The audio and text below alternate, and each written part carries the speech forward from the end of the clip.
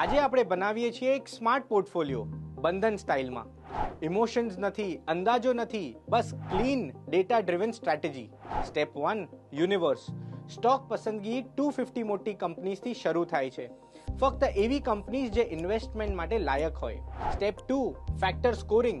દરેક સ્ટોકને 4 strong factors પરથી rate કરવામાં આવે છે. મોમેન્ટમ, કેવી ઝડપી વધે છે.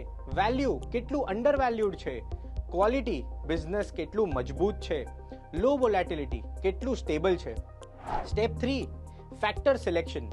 મોડેલ 5 બેસ્ટ પરફોર્મિંગ ફેક્ટર્સ પસંદ કરે છે માર્કેટની કરંટ સિચ્યુએશન પ્રમાણે. જેમ કરંટ મેચ માટે બેસ્ટ પ્લેયર સિલેક્ટ થાય છે એવી રીતે. Step 4 scoring.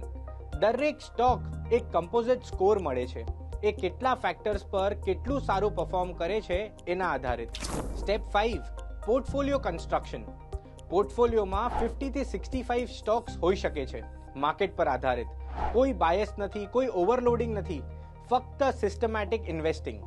અને ખાસ વાત, પોર્ટફોલિયો દરેક મહિને રીબેલેન્સ થાય છે, એટલે કે હંમેશા માર્કેટ સાથે ટ્યુન્ડ રહે છે. એ છે બંધન multi factor style.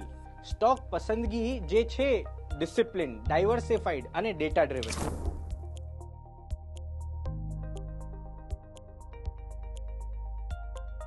Mutual fund રોકાણ બજારના જોખમોને આધીન છે. યોજના સંબંધિત તમામ દસ્તાવેજો કાળજીપૂર્વક વાંચો.